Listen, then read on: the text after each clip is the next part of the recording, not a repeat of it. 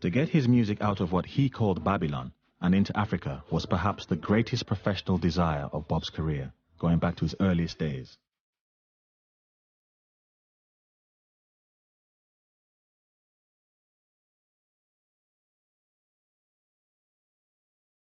Bob always believed that the power of his lyrics could change political systems and carry the message of Rastafari back to its homeland.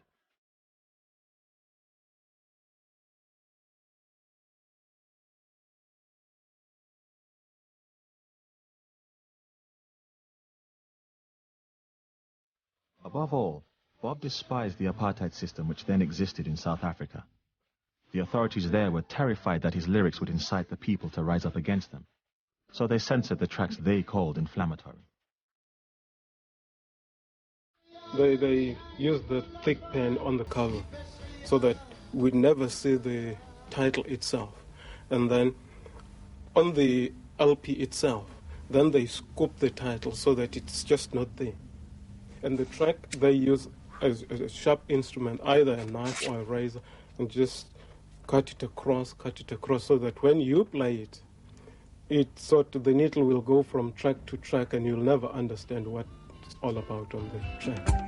How good and how pleasant it would be before God and man, yeah, to see the unification of all Africans.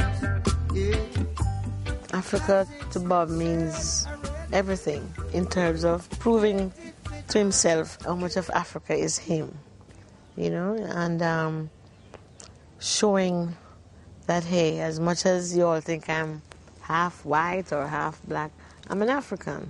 My heritage is in Africa. Who liveth and reigneth with I and I continually, ever faithful, ever sure. Such was his reputation in Africa as a musical freedom fighter that when Zimbabwe won its independence in 1980, Bob was the only foreign artist invited to play at the celebrations, watched by Prince Charles and Robert Mugabe. His call was for African unity. That was his greatest wish, and that was what everything he did was focused on, as a Rasta man, as a black man, as an African. Music is a cultural weapon, and Bob used it in the wisest way. He was a freedom fighter. I think in one interview one time he said he was going to fight the war single-handed with music. No more internal power struggle. Come together, overcome a little trouble. Yes, 'cause soon we'll find out who is the real revolutionaries. And I don't want my people to be contrary. And brothers, you're right, you're right, you're right, you're right, you're so right. We love the fight, we gon' fight, we gonna fight, we gon' fight, we love the fight, we gon' fight it for right. Zimbabwe, oh, Zimbabwe.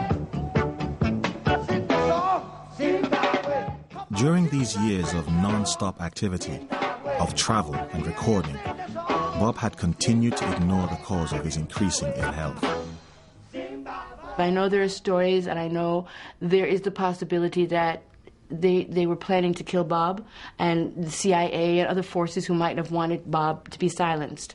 But it was at the time of this that Bob discovered that he had melanoma. It's a skin cancer. It is a fatal cancer. It's one of the most fatal cancers. But the interesting thing about melanoma is it usually is not contracted by black people. It is a skin cancer that Europeans contract. It can be hereditary. And so, therefore, it's possible that the real story is that it is Bob's father and his genes that passed on the potential for Bob to develop this cancer. When the whole world let you down and there's nowhere for you to turn, 'cause all of your best friends let you down. I think he just worked harder and harder and harder. I mean, he was on tour more and more nearing the end of his life, in the studio more, just in demand so much more. I think his life just became so much more stressful. Because I don't know how one person would have taken any more pressure. And he really had reached a point where there was just no peace. Too much of anything is not good, really. And so you find out with success and stardom, popularity, everybody was coming in. The pressure started, the pressure arises, and it made a difference. He became very edgy, and his relaxation time was very minimal. His family time was very minimal, and then, he was losing something. Suddenly, all the world's media wanted to interview the star they called the wild man of reggae. Bob found it hard to hide his contempt for tabloid journalism. Isn't it in fact true that many Jamaican people get involved in the trafficking of marijuana and therefore get the bad reputation associated with Rastafarians? People get trafficking. You see, I don't really know anything about those parts of life. All I know about is Rastafari, and try bringing this truth to the people. What would I have to do to be a Rastafari? Well, the first thing you'd have to be